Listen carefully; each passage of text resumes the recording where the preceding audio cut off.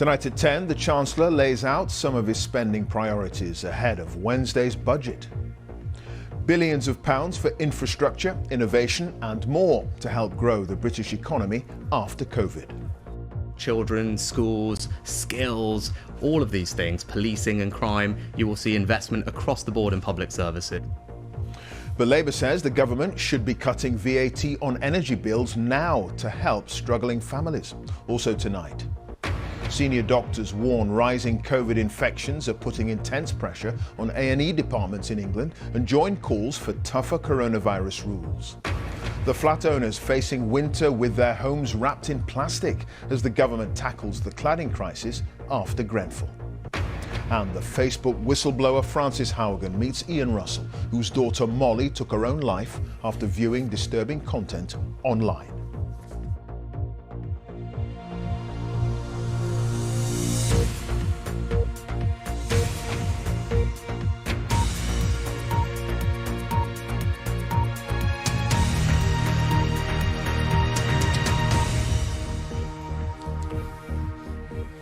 Good evening. As he prepares to deliver his budget on Wednesday, the Chancellor, Rishi Sunak, says there'll be billions of pounds of investment in infrastructure, innovation and skills to grow the British economy as it recovers from the COVID pandemic.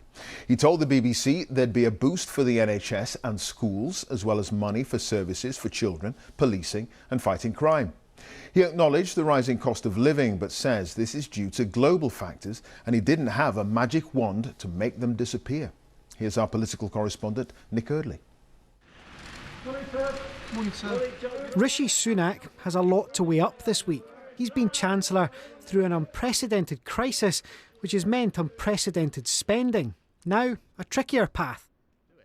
He wants to balance the books at the same time as announcing a number of spending commitments.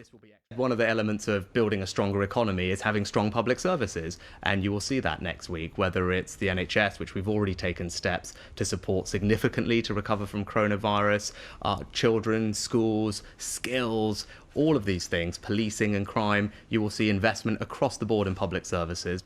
The government says it wants higher productivity and higher wages, so there will be around £3 billion earmarked for skills, billions too for transport and health research.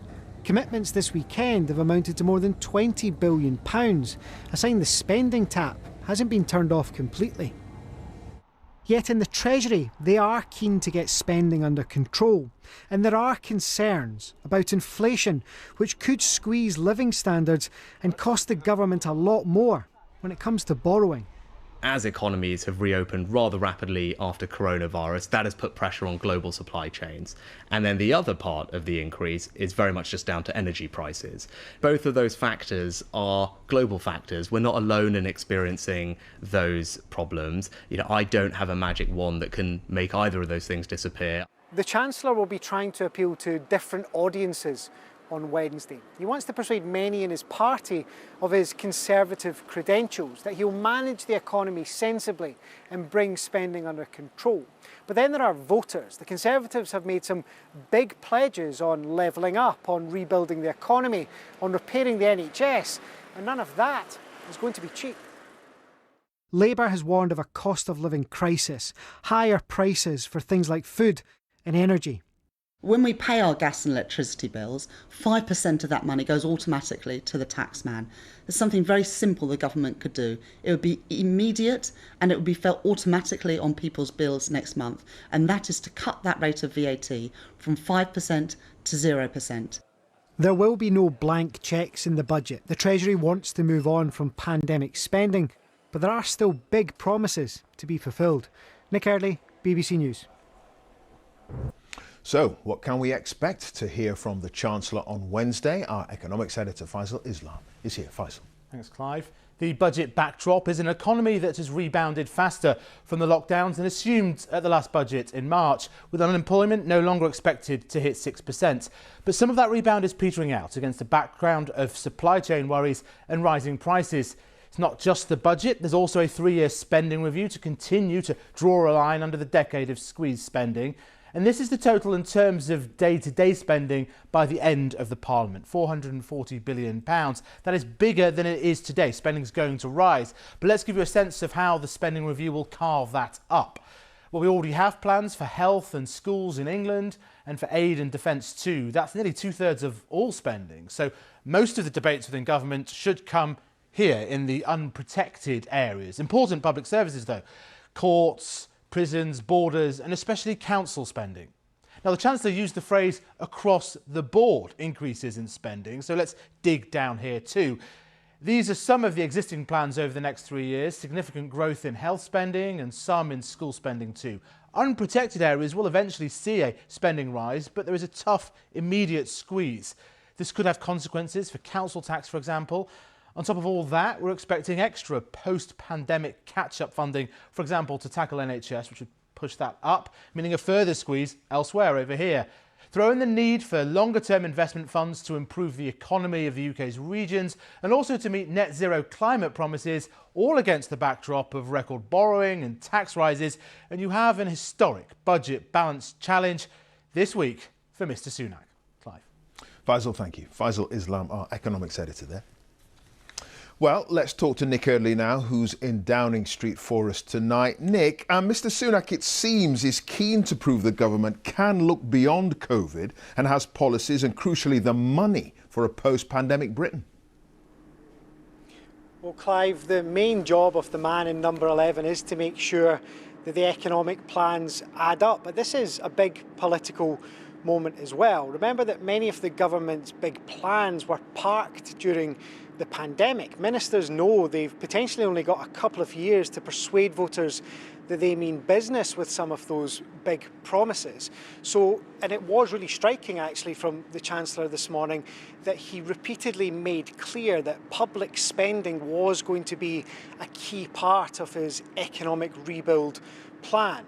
Now, we've not seen the full budget. There will be some people who miss out in the Chancellor's final draft. There will be ministers nervous that they're not going to get the funding that they've asked for. But the fact that taxes are going up to pay for many of the NHS improvements, the fact that the economic recovery has been slightly better than many predicted, means that there is a hope in there that the government can continue to spend while starting to balance the books at the same time. We'll find out a lot more on Wednesday. OK, Nick, thank you. Nick Eardley there in Downing Street. Senior doctors say rising COVID infections are adding to intense pressure on accident and emergency departments in England, and they're calling for tougher coronavirus rules as we head into winter. Labour says the government should bring in its plan B of measures like advising more people to work from home. But ministers have again ruled out further restrictions for now, saying the current rate of infections and hospitalisations doesn't suggest changes are needed immediately. Here's our health correspondent, Jim Reid. Have you had a COVID infection at all? At the Cartmel surgery in Cumbria, 12-year-old Lola was getting her first jab today. The government says it's sticking to its plan A, using vaccines like this to control COVID. Done. But cases have been rising in England, and today Labour added to calls for what's known as Plan B, more mask wearing, vaccine passports and working from home. The Chancellor, though, said there was no immediate need for that. Although the winter was always going to be challenging through a combination of different factors, that the booster rollout should give us the protection we need. And there is a fallback, there is a plan B if we need it, as the data doesn't suggest that we need it today. The number of people in hospital with COVID in England has been rising over the last fortnight, but is no higher now than it was back in mid-September and is well below the level seen at the start of the year. But the NHS is also facing other pressures as the weather gets colder. In September, just 75% of people going to A&E in England were seen within 4 hours. That's the lowest figure on record. And hospitals in Scotland, Wales and Northern Ireland are facing very similar pressure. Some emergency doctors are warning they're already struggling to cope. So when I go in to start seeing patients, you just have this enormously long queue of people who have been waiting a long time. At busy times of the day, you find that you've got ambulances outside your emergency department who can't offload because your emergency department is full, because your hospital is full. And you do feel slightly overwhelmed and a little bit helpless. Ministers in Westminster say a faster rollout of booster vaccines for the over 50s, as seen here in Birkenhead over the weekend, should help control hospital admissions. In Scotland, Wales and Northern Ireland, though, stricter COVID rules like compulsory masks have been in place for some time. One government advisor is warning those measures may soon be needed in England. We do need to have people using lateral flow tests, avoiding contact with large numbers of people in enclosed spaces, using masks. All of those things now need to happen if we're going to stop this rise and get things under control soon enough to stop a real meltdown in the middle of the winter. That's the concern, that COVID, flu and a treatment backlog could put unsustainable pressure on the NHS. The government says it's keeping a close eye on the situation, but for the moment, the data does not justify changing the rules. Jim Reid, BBC News. The government's latest coronavirus figures show there were 39,962 new infections recorded in the latest 24-hour period, which means on average 46,920 new cases were reported per day in the last week. There were 8,238 people in hospital with COVID as of Thursday. 72 deaths were reported. That's of people who died within 28 days of a positive COVID-19 test. On average in the past week, 124 deaths were announced every day. The UK's largest supermarket chain, Tesco, says an attempt to hack its computer systems is behind problems with its website and app. Shoppers have been unable to book deliveries or amend existing orders for nearly 2 days. Tesco says it's working hard to restore services. Our business correspondent Katie Austin is here. Katie, Tesco, it has little over 1 million online orders a week, so these problems could potentially be affecting a hell of a lot of people. Yeah, Tesco is the country's biggest supermarket and demand for online ordering has really been growing. A lot more people rely on it than they used to. So this disruption is significant and potentially costly for Tesco. Since yesterday morning now, customers have been complaining that they can't place, change or cancel orders of groceries through the website or the app. Neither of those are working still, and Tesco has apologised to customers. It's said the problem has happened because of an attempt to interfere, it says, with its systems, which seems to have happened at some point overnight, Friday into Saturday. Tesco isn't giving any more details about what's happened for now. Apart from that, a spokesperson did add that it thinks there's no reason to believe that customer data has been affected, and it said the retailer was acting to ensure details remained safe. Okay, Katie, thank you. Katie Austin there. 8 people have been arrested on suspicion of murder after 2 teenage boys died in Essex. Emergency services were called to Regency Court in Brentwood overnight, and police are now working to establish the causes of death. A third person was treated for injuries which were not life-threatening. The husband of Nazanin Zaghari Ratcliffe has started his second hunger strike to try to secure her return to the UK from Iran. She's been detained since 2016, initially accused of breaching national security. Last week, she lost an appeal against a second conviction for spreading propaganda against the Iranian regime. Her husband Richard staged his first hunger strike 2 years ago, which helped lead to the return of their daughter Gabriella, who'd been travelling with her mother in Iran when she was first arrested. The Facebook whistleblower Frances Haugen will give evidence to MPs tomorrow on government plans for social media regulation. The American data scientist worked at Facebook for 2 years and today met the campaigner Ian Russell, whose 14-year-old daughter Molly took her own life after viewing disturbing content on Instagram, which is owned by Facebook. Angus Crawford has more details. She's the former Facebook insider who revealed its most closely guarded secrets. 14-year-old Molly Russell. He's the father who lost his daughter to suicide, now campaigning to protect other children online. Nice to meet you. Today, they met for the first time. So what do you think the impact of Molly's story was on Instagram as a platform and how it approaches safety? Facebook is full of kind, conscientious, well-meaning people. The real question is around, can we as a public change the incentives such that it makes more sense for Facebook to invest more money in safety on Instagram? And so I'm sure that the experience that Molly had caused them to look at these questions more. So one of the things that led us to find out more about Molly was some notes that she left that were found after she died. And in one of them, she wrote, "I keep a lot to myself and it keeps building up inside. You get addicted to it and you don't even realise you've spun out of control. You're living in a trap, in a circle." What's so dangerous about having children under the age of 16, under the age of 18, using systems like Instagram is that Facebook's own research shows that a startlingly high fraction of them exhibit what is known as problematic use, which means that they can't regulate their own usage of the product. It's kind of like cigarettes in that way. And they know it's hurting their physical health, their schoolwork, or their employment. Facebook says it has never allowed content that promotes or encourages suicide or self-harm, and it works with experts to continually update its policies. As time goes on, as a parent bereaved by the suicide of his 14-year-old, I look at a huge corporation with massive resources and say, there must be more you can be doing. Unquestionably, Facebook could be investing more resources in making the platform safer. They have made a series of choices to prioritize profits over people. What do you think regulators can do to persuade those big tech companies to behave differently? There's no company in the world that has as much power as Facebook and as little transparency. In a statement, Facebook said, "Our deepest sympathies are with the Russell family. As a company, we've invested $13 billion on safety and security since 2016 and have more than 40,000 people working in this area." The whistleblower and the campaigner working to make social media a safer place. Angus Crawford, BBC News. The BBC has learned that 18 months after the government announced the £1 billion scheme to help tower block owners remove flammable cladding from their homes, funds so far have been allocated to less than a third of nearly 700 applications that have been processed. But as Sarah Corker reports now, in the few buildings where remedial work has begun, there are fresh problems.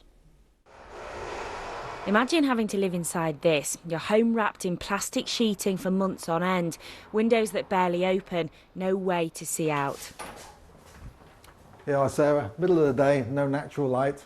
Jim lives on the first floor at Islington Gates here in Birmingham city centre.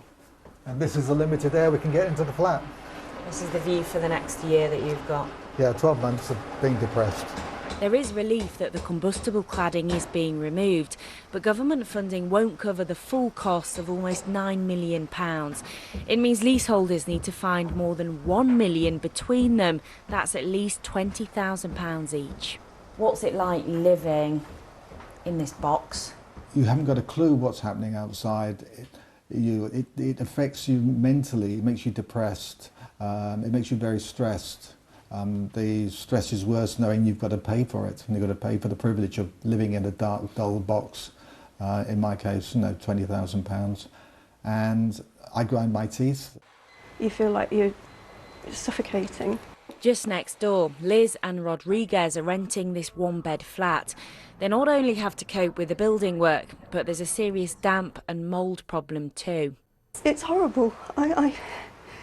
I really hate living here now, to be honest with you, and I feel embarrassed. I don't want to bring my friends here. I don't want to bring my family here because I've got a 6-year-old niece who we absolutely adore, and I don't want her here because I don't want her to be breathing in the sort of same stuff that's making me feel so poorly. Liz says her asthma has been getting progressively worse. This is footage from a neighbouring flat. With the external cladding removed, this is what can happen when it rains. Hundreds of people here say they face a miserable winter living on a building site. And this is one street in one city, but across the country we're going to be seeing much more of this in the months and years ahead. This tower in Ipswich has been like this for 5 months. It's a similar picture here in London, and these living conditions are worrying health professionals. They're stuck there with all the kind of stresses of the physical environment, the financial worries, and the uncertainty about when this is going to end. So we're going to see, I think, quite serious mental health issues. Back in the Midlands, the leaseholder board overseeing this work said it's monitoring issues closely to minimise discomfort. The government told us it's unacceptable people are facing these bills, and building owners must make buildings safe without passing on costs. But for Jim and his neighbours, life behind the plastic is hard to bear. Sarah Corker, BBC News in Birmingham. Now, with all the sport, here's Lizzie Greenwood-Hughes at the BBC Sports Centre. Hi, Lizzie. Thank you, Clive. Good evening. We're starting with football, and that means if you want to wait for the results on Match of the Day 2 or Sports Scene, which are on later, then avert your attention because they are coming now. In an extraordinary game at Old Trafford, Liverpool thrashed their arch-rivals Manchester United 5-0. Mo Salah scoring a hat-trick before Paul Pogba was sent off for a reckless challenge. United's manager Ole Gunnar Solskjaer said after the game he's come too far to give up now. Elsewhere, West Ham moved into the top 4 after beating Tottenham, and Leicester had a win at Brentford. Rangers are back on top of the Scottish Premiership after fighting back from a goal down to beat St Mirren. Lewis Hamilton gave everything in the final stages of the US Grand Prix, but he couldn't catch Max Verstappen, who's now doubled his lead in the Drivers' Championship to 12 points. Joe Linsky reports. This is Formula One's blockbuster track, the Circuit of the Americas, where 140,000 fans were fixed on 2 men on the front row and F1's modern rivalry. Hamilton gets away well. Max Verstappen and Lewis Hamilton had 6 races left to seal a title, and it can all change on one turn. Hamilton is just ahead of Verstappen. From second on the grid, Hamilton surged in front, but just like the drivers' standings in this race, they trade the lead. After both their pit stops, Verstappen was back ahead. The question was how the tactics and the tyres would hold out at the close.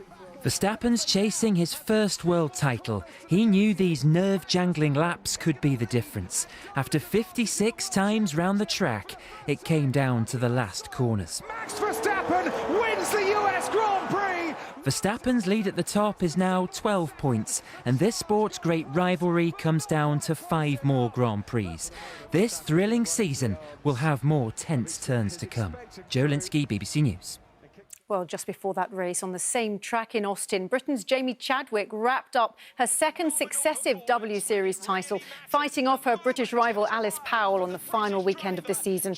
The W Series is an all-female contest designed to help drivers into the top tier of motorsport based on talent rather than finances.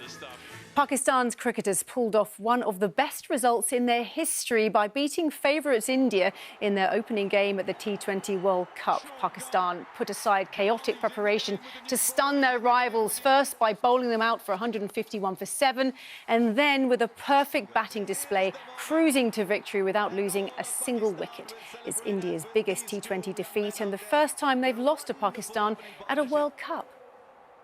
That's the sport. Back to you, Clive. Lizzie, thank you for that. And that's it. Now on BBC One, time for the news where you are. Have a very good night.